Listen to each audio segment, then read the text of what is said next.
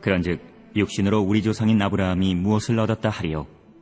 만일 아브라함이 행위로서 의롭다 하심을 받았으면 자랑할 것이 있으려니와 하나님 앞에서는 없느니라. 성경이 무엇을 말하느냐? 아브라함이 하나님을 믿음에 그것이 그에게 의로 여겨진 바 되었느니라.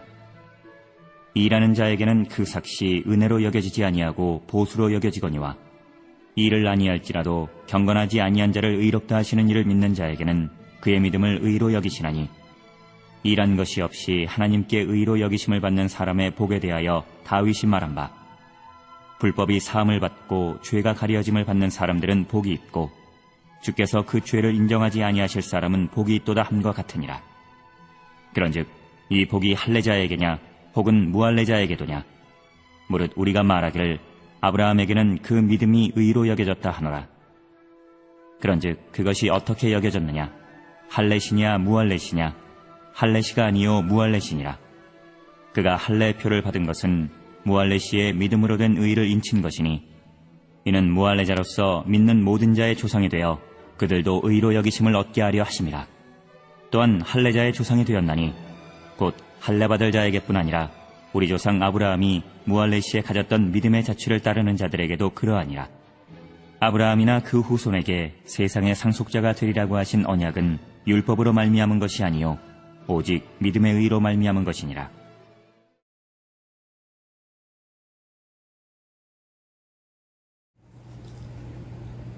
저는 가끔 TV 중에 어떤 프로그램을 보는데, 월요일날 저녁이어서 9시 하는 프로그램 중에 세상에 일할 일이 라는 프로그램을 가끔 보게 됩니다.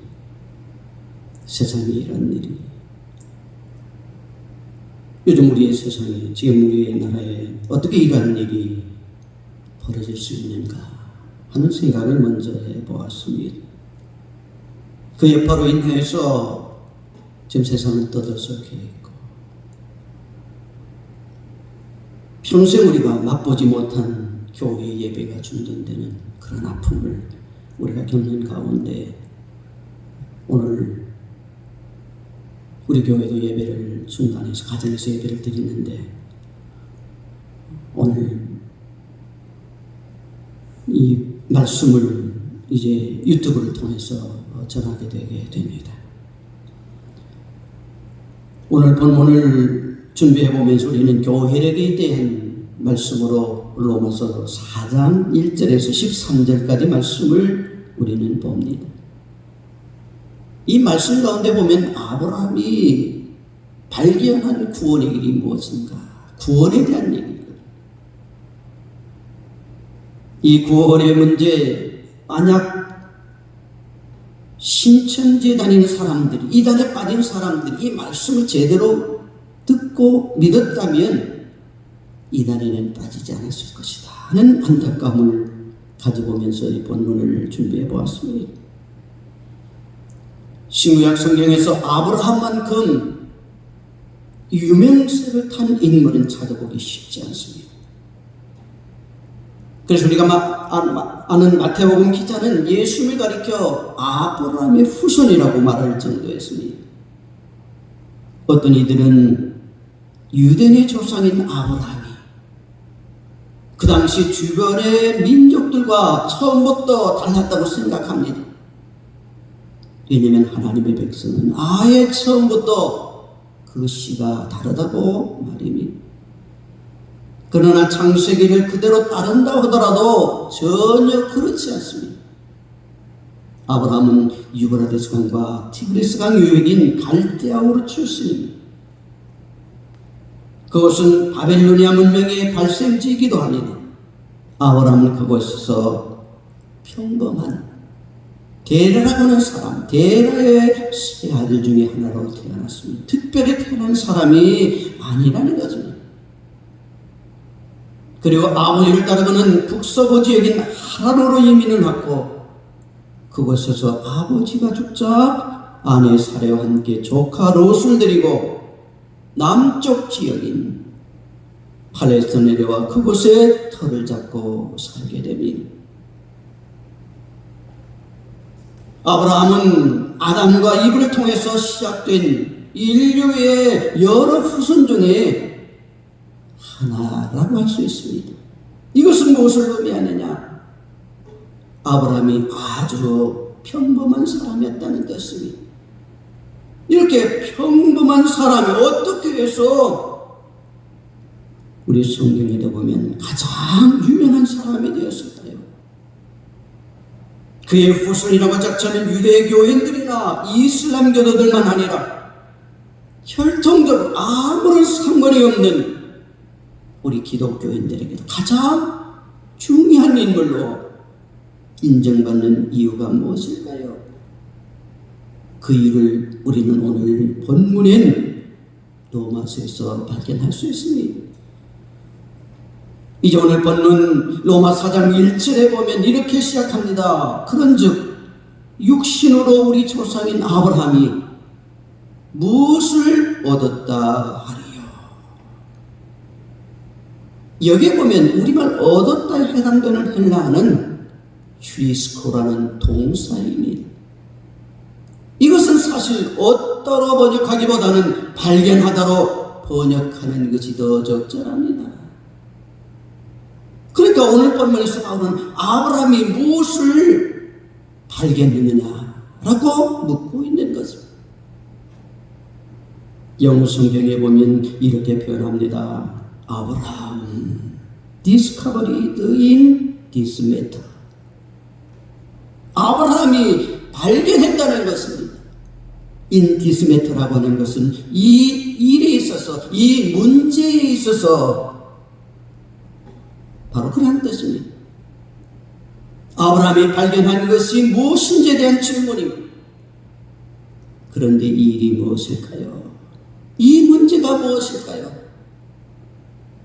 이 일은 조금 전까지 로마서 3장까지 바울이 설명해온 주제입니다. 바로 로마서 3장에 바울은 3장 10절에 보면은 의인은 없나니 하나도 없으며 의인은 하나도 없다고 했습니다.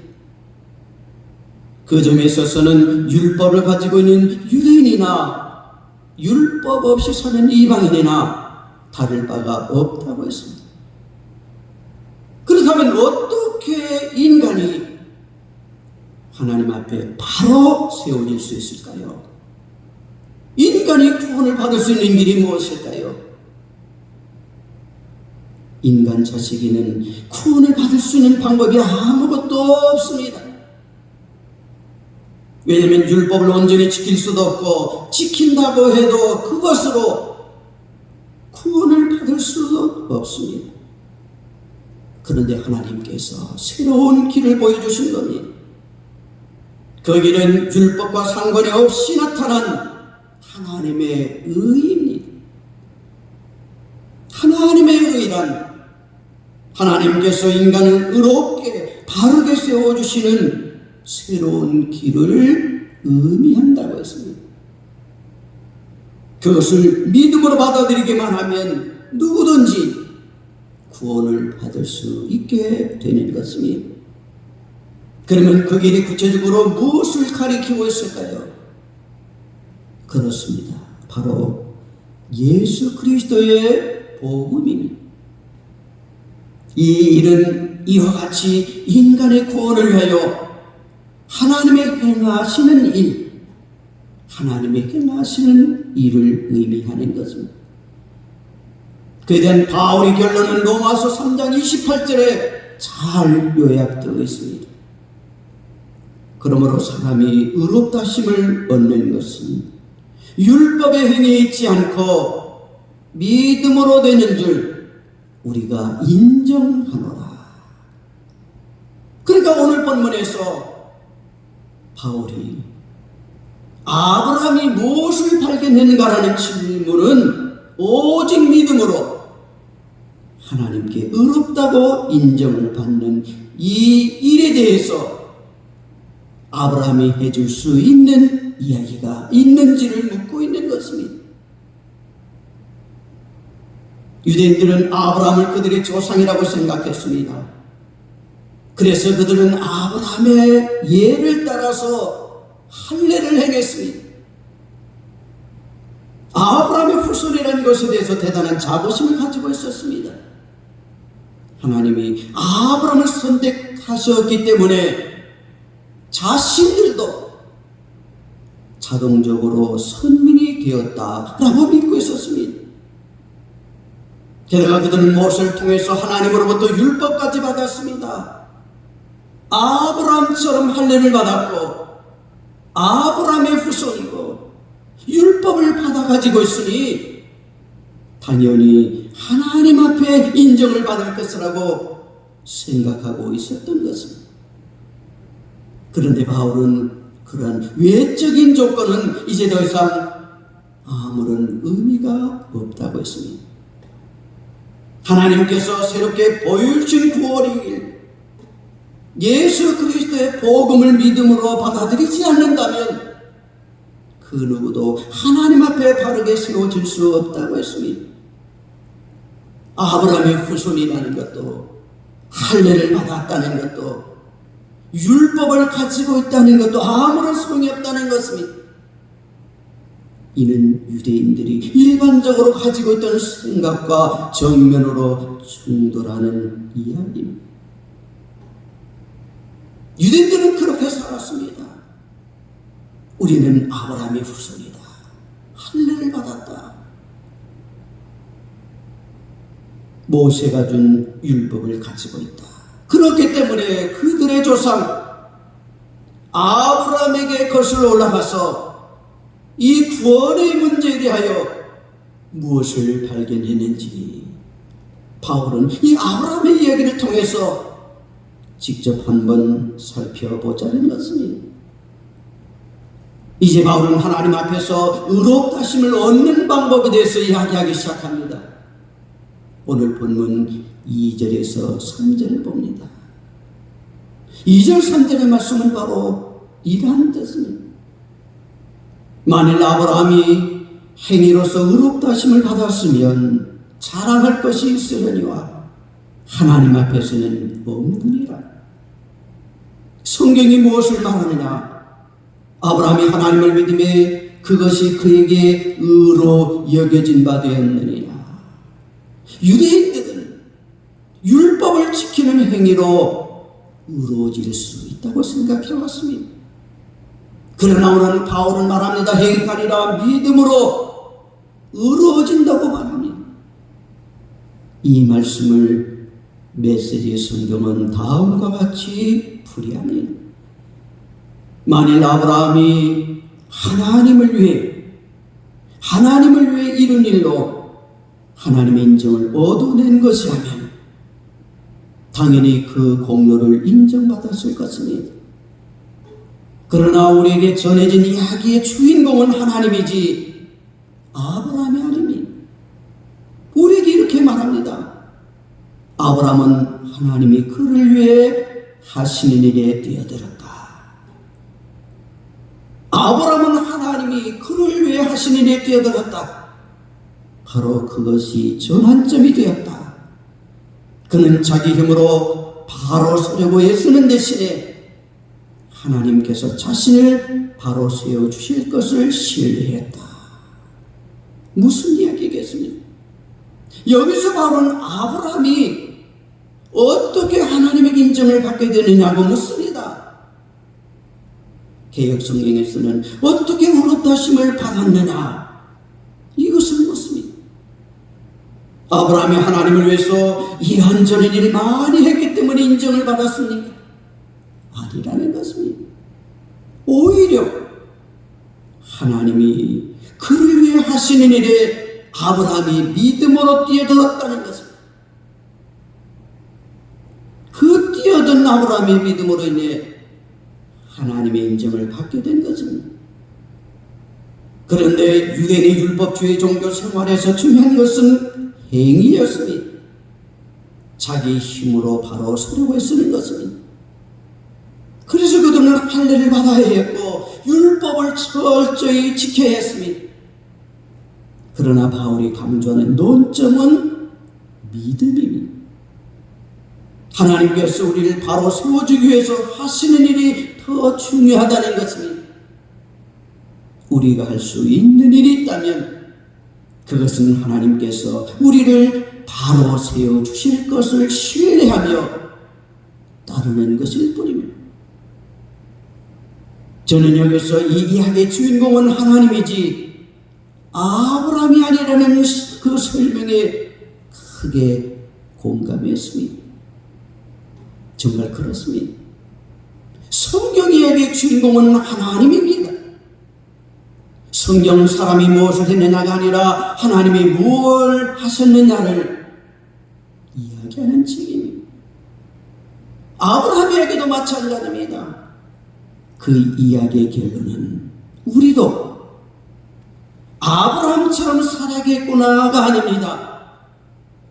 하나님께서 아브라함에게 이렇게 일하셨구나 입니다. 오늘 바울이 로마서에서 강조하고 있는 것도 역시 마찬가지입니다. 하나님께서 우리 구원을 위해서 어떤 일을 하셨는지 봐야 한다는 것은 하나님께서 아브라함에게 함께 하셨던 것처럼 오늘 우리도 우리를 위해서 일하시는 것, 이것을 보라는 것입니다.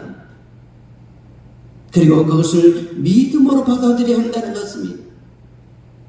그렇지 않고 우리가 스스로의 힘으로 구원을 받기 위해 뭘 해야 하는지에 집중한다면 우리는 율법주의의 함정에 빠지게 되어 있습니다. 그것이 유대인들이 해왔던 일입니다. 그리고 지금도 이런 함정에 빠져서 율법주의 종교 생활을 하고 있는 그리스도인들이 얼마나 많은지 모릅니다. 요즘 코로나 바이러스로 대구가 지금 힘들어하고 있지 않습니까? 특별히 신천지 이야기가 나옵니다. 그 신천지에 있는 사람들 그런 이야기를 합니다. 전도하지 못했다고 벌금을 100만 원 냈다. 무언가 행함으로 인해 그들은 구원을 받을 수 있다고 생각해서 그런 행위를 하고 있는 것입니다. 그들의 주장이 무엇이어서 14만 4천 명만 되면은 주님 오실 것이다. 이제 더 되니까 30여만 명 중에 14만 4천 명이 들어서야 된다고 열심히 행해야 된다고 그들은 주장하고 있지 않습니까? 사랑하는 여러분은 지금 유대인들처럼 사람들에게 인정받고 칭찬받는 거칠에 치중하는 그런 종교 생활을 하고 계십니까? 아니면 하나님께 인정을 받는 신앙생활을 하고 계십니까? 바로 여러분의 삶을 통해서 가고 있는 이야기의 주인공은 여러분 자신입니까? 아니면 여러분을 구원으로 인도하고 계시는 하나님이십니까?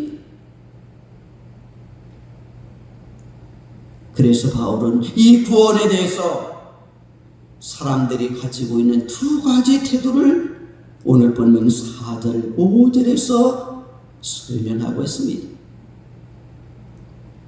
오늘 본문 로마서 4장 4절에서 5절에 보면 사람들이 가지고 있는 이 구원에 대한 두 가지 태도가 있습니다. 그 하나는 4절에 보면 구원을 보수라고 생각하는 것입니다. 보수는 일한 대가로 얻는 임금입니다. 열심히 일했다면 그에 상응하는 보수가 주어져야 합니다.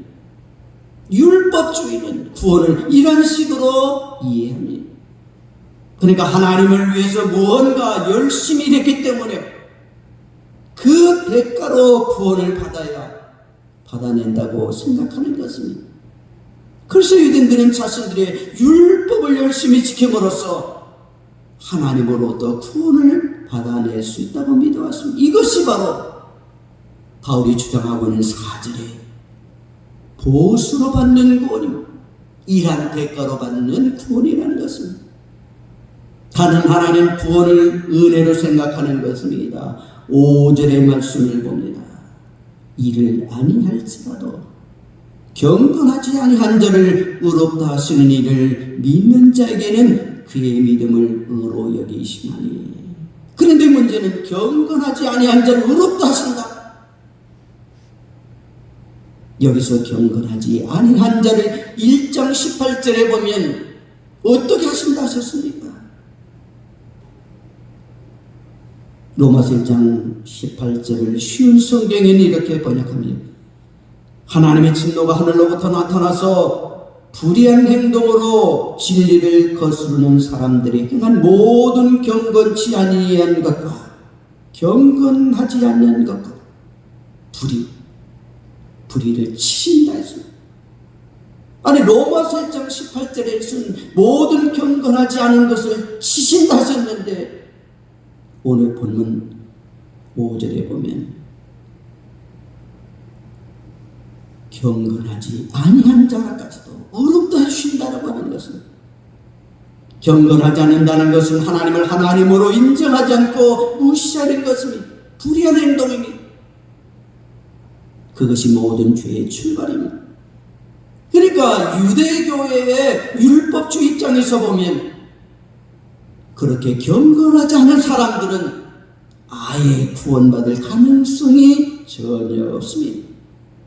그러나 하나님은 그런 사람들에게도 구원을 받을 수 있는 길을 열어놓으셨다고 바울은 말합니다. 복음에 나타난 하나님의 의. 오늘 오전에 보면 아무런 일을 하지 않았을지라도, 즉 아무런 공로가 없을지라도 오직 죄인을 의롭다 하시는 하나님을 믿기만 하면, 하나님은 그 믿음으로 인해, 그 믿음을 인해 그를 의롭다 여겨주신다는 것은, 이것이 은혜입니다. 이 은혜의 말씀을 더 설명하기 위하여 에베소 2장 4절에서 6절의 말씀을 생각해 보았습니다. 에베소 2장 4절에서 6절에 보면은 국률이 풍성하신 하나님이 우리를 사랑하신 그 큰 사랑을 인하여 허물로 죽은 우리를 그리스도와 함께 살리셨고 너희는 은혜로 구원을 받은 것이라. 여기에 보면 너희는 은혜로 구원을 받은 것이라. 또 함께 일으켜서 그리스도 예수 안에서 함께 할례 앉히시니. 바울은 에베소 2장에서 허물로 죽은 우리를 그리스도와 함께 살리셨다고 말한 후에 그 다음에 6절에 가보면 또 함께 일으키사, 그 중간에 바로 무슨 말씀이 있습니까? 너희는 은혜로 구원을 받은 것이다. 이것은 무엇을 의미하느냐? 하나님께서 우리를 구원하시는 이내 우리 인간적인 노력이나 애씀이 필요하지 않다는 점을 세상스럽게 강조하려고 합니다. 그리스도와 함께 죽고 또한 그리스도와 함께 살아가는 일에 우리가 해야 할 일이 없다는 것입니다. 여러분, 은혜라는 무엇입니까? 쉽게 풀어 설명하면 받을 자격이 없는 사람에게 주어진 뜻밖의 선물입니다. 예를 들어 한 달 동안 열심히 땀을 흘려 일을 한 대가로 받게 되는 월급은 은혜가 아니라 정당한 보수입니다. 받아야 할 대가입니다. 일했기 때문에. 그러나 몸이 아파서 제대로 일을 하지 못하는데도 불구하고 내 형편을 불쌍히 생각한 사장님의 특별한 배려로 월급을 주더라는 것입니다. 그 월급을 받아서 먹고 살게 되었다면 그것은 은혜입니다. 마찬가지로 하나님께서 우리를 구원하시는 것이 우리의 노력에 대한 대가가 아니라 뜻밖의 선물이라는 것입니다. 바울은 율법을 행함으로써 구원을 받지 않고 오직 믿음으로 구원을 받는다는 이신칭의의 신학으로 무장되어 있습니다. 이신칭의는 구원의 문제에 관한 인간의 노력이 아무런 의미가 없다는 점을 특별히 강조합니다. 왜냐하면 하나님께서 창세전부터 예수 그리스도를 믿음으로 구원을 받을 수 있는 길을 준비해 놓으셨기 때문입니다. 하나님의 구원을 받기 위해서 우리 인간이 해야 할 일이 있다면 그것은 단지 하나님의 구원의 계획을 믿고 받아들이는 것뿐입니다. 그런데 사람들은 그렇게 생각하려고 하지 않습니다. 오히려 스스로 무엇인가를 해야 한다고 생각합니다. 어떤 어려운 일을 해내어 구원을 받을 수 있다는 것은, 사람들이 그렇게 생각하는 것은 이 세상의 종교들에 익숙해 있기 때문입니다.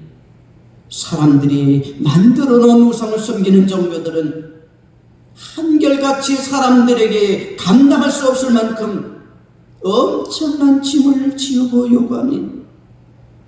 그리고 그것에 대한 보상으로 축복과 구원을 약속합니다. 그런 종교 생활에 익숙한 사람들은 은혜로 받는 구원에 대해서 아주 어색해할 수밖에 없습니다. 그래서 아이러니하게도 오히려 엄격한 율법주의에 빠진 사람들이 있습니다. 율법의 어려운 조항들을 온전히 지켜내어 스스로 구원받을 자격이 생긴다고 생각하는 것은, 물론 야고 사도가 말한 것처럼 행하며 없는 믿음은 그 자체가 좋은 것입니다. 진정한 믿음은 행함으로 나타나게 되어 있습니다. 그러나 믿음이 없어도 구제와 같은 선행을 많이 한다고 해서 구원받을 수 있는 것 결코 아닙니다. 오직 예수 그리스도를 통하여 이루신 하나님의 구원을 믿음으로써 구원을 받게 되는 것입니다. 에베소 2장 5절의 메시지 성경은 다음과 같이 풀이합니다. 하나님은 죄로 죽은 우리 생명을 떠맡으시고 그리스도 안에서 우리를 살리셨습니다. 하나님은 그 모든 일을 우리의 도움 없이 혼자서 이루셨습니다. 구원에 관한 문제, 구원의 문제에 관한 사람들은 자신의 지분을 요구할 수 없습니다. 하나님은 구원과 관련된 모든 일을 우리 인간의 도움 없이 혼자서 이루셨기 때문입니다. 구원의 계획은 사람들과 의논하고 타협해서 그렇게 결정되는 것은 아닙니다. 물론 하나님이 혼자서 이루셨다고 해서 실제로 모든 인간들이 그냥 공짜로 구원을 받게 되는 것은 아닙니다. 왜냐하면 최소한 하나님의 구원의 계획을 믿고 받아들여야 하기 때문입니다. 이 문제에 대해서 요한복음은 다음과 같이 설명하고 있습니다.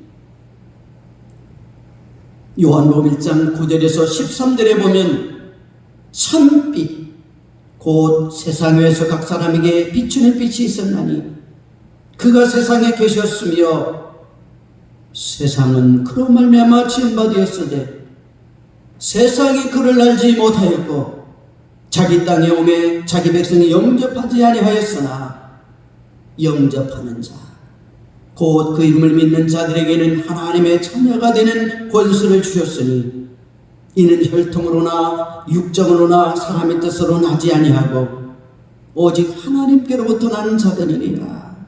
그렇습니다. 아무리 좋은 치료약이 개발되었다 하더라도 그 약을 직접 먹지 않으면 병이 고쳐지지 않습니다.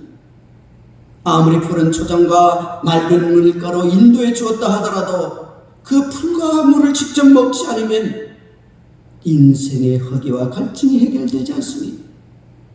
하나님께서 우리 인간을 위해서 아무리 구원의 대로를 열어놓으셨다 하더라도 그 길을 따라서 직접 걷지 않으면 아무런 소용이 없습니다. 하나님은 우리에게 예수 그리스도를 믿기만 하면 구원을 얻을 수 있는 길을 열어놓으셨습니다. 그것도 창세전에 그렇게 계획해 놓으셨습니다. 그것이 바로 오늘 본문 5절에서 말하고 있는 은혜입니다. 만일 하나님께서 법대로 하신다면 어떻게 될까요? 우리 인생의 엄격한 잣대를 적용하신다면 우리 중에 구원받을 사람은 아마도 한 사람도 없을 것입니다. 그런데 예수 그리스도를 영접하여 그 이름을 믿기만 하면 구원받은 하나님의 자녀가 되는 권세를 주시겠다 하니 그것이 뜻밖의 받게 된 선물이 아니고 무엇이겠습니까? 사랑하는 여러분, 우리는 은혜로 구원을 받았습니다. 하나님은 그 모든 일을 우리의 도움 없이 혼자서 이루셨습니다. 우리가 해야 할 일은 그 은혜의 선물을 믿음으로 겸손하게 받아들이는 것입니다. 구원을 받기 위해서 율법을 지키는 것이 아니라 구원받은 감격과 감사함으로 하나님의 말씀에 온전히 순종하며 살아가는 것입니다. 사랑하는 여러분, 그러면 어떤 것이 성경에서 말하는 하나님의 구원일까요? 열심히 율법을 지켜서 하나님으로부터 당당히 요구하여 얻어내는 보수가 구원일까요? 일한 대가로 얻는 것이 구원일까요? 아니면 하나님에게 구원을 요구할 자격이 없지만은 오직 하나님의 은혜를 믿음으로써 구원을 받게 되는 것일까요? 이 세상에 구원받을 자격을 갖춘 사람은 한 사람도 없습니다. 왜냐하면 모든 사람이 죄인이기 때문에, 죄를 범하였기 때문입니다. 모든 사람은 누구나 크든 작든 죄를 짓고 살아가기 때문입니다. 죄로부터 자유로운 사람은 이 세상에 존재하지 않기 때문입니다. 그래서 바울은 오늘 본문에서 한 사람을 더 예로 들어 설명합니다. 그는 바로 다윗입니다. 다윗은 누구입니까? 유대인들이 가장 존경받는 성군입니다. 그러나 그는 하나님과 사람에게 죄를 지은 죄인이었습니다. 간음죄를 저질렀고 그것을 감추기 위해서 살인죄까지 저질렀습니다. 그가 구원을 받을 수 있을까요? 보수로 받는 구원에서는 가능하지 못합니다. 그러나 은혜로 받는 구원에서는 가능합니다. 율법을 온전히 지키지 못했지만 하나님으로부터 얼마든지 죄를 용서받을 수 있기 때문입니다. 다윗은 실제로 하나님으로부터 죄를 용서받습니다. 그리고 그 감격을 시편 32편에 기록합니다. 그래서 그 기록을 오늘 본문 바울은 오늘 본문 6절에서 8절의 말씀을 봅니다. 6절에서 8절의 말씀은 바로 다윗이 말한 것입니다. 6절의 말씀을 봅니다. 일하는 것이 없이 하나님께 의로 여기심을 받는 사람의 복에 대하여 다윗이 말한다. 다윗이 말하고 있습니다. 여러분, 다윗이 어떻게 했기에 범죄가 지어지고 다윗이 지은 죄가 말끔히 시킨 것일까요? 무슨 일로 하나님께서 그 죄를 청산해 주시는 것일까요? 회개를 많이 했기 때문일까요? 지은 죄를 보상하기 위해서 선한 일을 많이 했기 때문일까요? 하나님께 일천 번제물을 바쳤기 때문일까요? 다윗이 이스라엘 왕이었기 때문입니까? 아닙니다. 그것은 이유를 알 수 없는 하나님의 은혜입니다. 바울은 그것을 가리켜서 오늘 본문 6절에 말합니다. 일한 것이 없이 하나님께 의로 여기심을 받는 사람의 복, 바로 복이라고 표현합니다.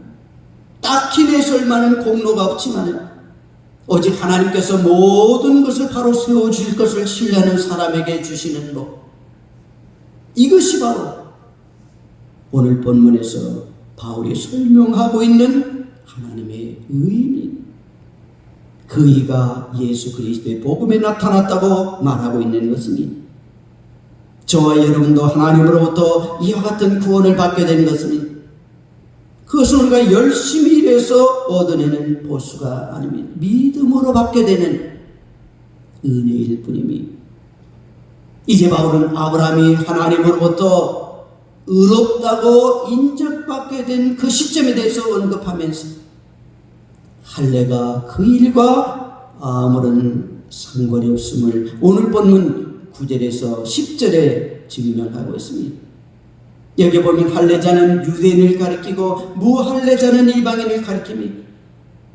그런데 아브라함은 할례자일 때도 있었고 무할례자일 때도 있었습니다. 그는 그의 나이 99세 때에 하나님의 명령에 순종하여 창세기 17장에 보면 할례를 받습니다. 그렇다면 그 이전에는 무할례자였다는 이야기입니다. 그 이야기가 창세기 15장 6절에 기록되어 있습니다. 아브라함이 여호와를 믿으니 여호와께서 이를 그의 의로 여기시고, 아브라함이 무할례자로 지낼 때 이름은 아브라함이었습니다. 그때 그는 믿을 수 없는 상황에서도 하나님의 약속을 믿었습니다. 그랬더니 하나님께서 그 믿음을 그의 의로 여기셨다고 합니다. 이것이 하나님 앞에서 의롭게 되는 유일한 방법입니다. 하나님의 하신 말씀을 그대로 믿는 것입니다. 그리고 그 믿음을 통해서 의로워질 뿐만 아니라 전혀 새로운 일이 현실로 세상에 펼쳐지는 것입니다. 그로부터 10년이 더 지난 후에 아브라함은 아브라함으로 이름이 바뀌고 할례를 받게 됨이 무슨 뜻입니까? 하나님으로부터 의롭다 인정을 받게 된 결정적인 요인은 할례가 아니라 믿음이었다는 뜻입니다. 그렇다면 무할례자인 이방인들도 하나님을 믿기만 하면 얼마든지 의롭다고 인정을 받을 수 있는 것 아니겠습니까? 바울은 계속해서 11절 12절에 보면은 이 대목에서 바울의 논점은 그 정점에 다다릅니다. 아브라함은 할례받은 유대인의 조상일 뿐 아니라 무할례자로서 믿는 모든 자의 조상이라는 것은 그렇습니다. 중요한 것은 할례나 무할례자가 아닙니다.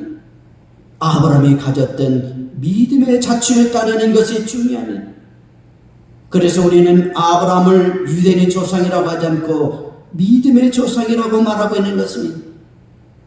그러고 보니까 믿음으로 의롭다함을 받게 되는 구원의 길은 엄밀한 의미에서 새로운 길이 아닙니다. 이미 처음부터 하나님의 구원의 계획 속에 포함되어 있습니다. 유대인들이 율법주의 종교 생활에 빠져 있어서 그 길을 발견하지 못했을 뿐입니다. 안타까운 것은 지금 교회를 다니는 분들 중에도 여전히 이 길을 발견하지 못하는 사람들이 많이 있다는 것입니다. 신앙생활을 하지 않고 종교생활을 하면 그렇게 되는 것입니다.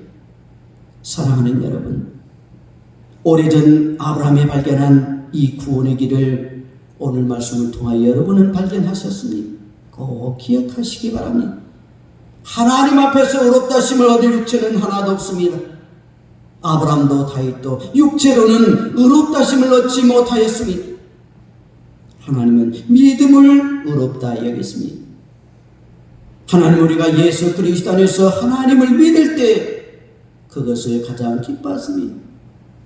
행위로 구원을 얻을 것이라는 생각을 버리시기 바랍니다. 행위가 아니라 믿음입니다. 보수가 아니라 일한 대가가 아니라 은혜입니다. 그리고 우리가 일하는 것이 아니라 하나님이 일하시는 것입니다. 우리는 그저 하나님께서 우리를 위해 행하시는 일을 믿음으로 받아들이기만 하면 우리는 되는 것입니다. 우리가 의롭다함을 받거나 구원받는 것은 사람의 힘으로 되는 것이 아닙니다. 실력으로 되는 것도 아닙니다. 믿음으로만 가능합니다. 그래서 복음이요 기쁜 소식인 것입니다. 그런 걸 아브라함과 같이 다윗과 같이 오직 믿음으로 하나님 앞에 의롭다고 여김을 받고 구원의 감격과 기쁨을 한없이 누리며 우리가 받은 그 은혜를 세상에 전하며 살아가는 복된 성도의 삶이 되시기를 주님의 이름으로 축원합니다. 참으로 좋으신 아버지 하나님, 지금까지 우리는 참으로 힘들게 신앙생활을 오지는 않았습니다. 복을 받기 위해서 또는 벌을 받지 않으려고 마지못해 교회를 다니는 우리는 아니었습니까? 그러나 아무리 애를 쓰고 노력해도 죄의 문제는 해결되지 않았습니다. 구원받은 기쁨과 즐거움도 없었습니다. 그런데 지금까지 우리가 해온 것은 신앙생활이 아니라 종교생활이었음을 오늘 말씀을 통해서 우리는 깨닫게 됩니다. 주님, 우리를 긍휼히 여겨 주시옵소서. 우리를 위해 일하시는 하나님 앞에 무릎을 꿇게 하시고 예수 그리스도의 복음을 다시 발견하게 해주셔서 그래야 이제부터는 내가 일하는 것이 아니라 하나님의 일하심으로 매일 하나님의 은혜를 맛보며 진정한 의미의 신앙생활에 나갈 수 있도록 우리 모두를 축복하여 주시옵소서. 예수님 이름으로 기도하옵나이다. 아멘. 축도하겠습니다. 지금은 교회의 머리이시며 오늘 우리에게 말씀으로 찾아와 주신 우리 주 예수 그리스도의 무한하신 은혜와 하나님 아버지의 그 만극하신 사랑하심과 보혜사 성령님의 교통감화 감동하심이 코로나 바이러스로 이 어려운 시대에 오직 믿음으로 이기기를 결단하며 예배한 우리 모든 성도들의 머리 위에 가정 위에 하나님의 선물신 가정의 모든 자녀들의 머리 위에 이제부터 영원까지 항상 함께 하시기를 간절히 축원하옵나이다. 아멘.